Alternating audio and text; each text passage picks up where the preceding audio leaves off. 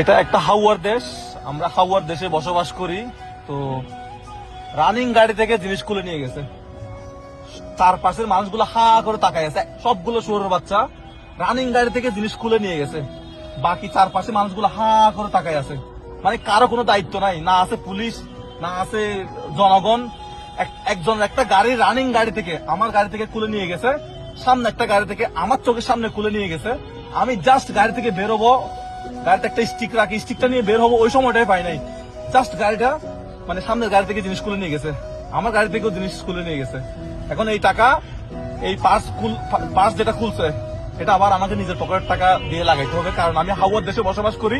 আমি সরকারকে বছরে ট্যাক্স দিই 60,000 টাকা। আমি তেল ঢুকাই 145 টাকা করে লিটার।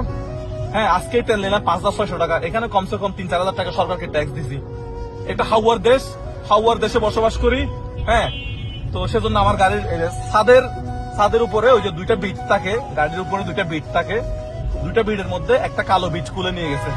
এখন এটা আমার টাকা দিয়ে আমাকে লাগাইতে হবে, কারণ আমি হাওয়ার দেশে বসবাস করি, হাওয়ার দেশে আমি ট্যাক্স দিই।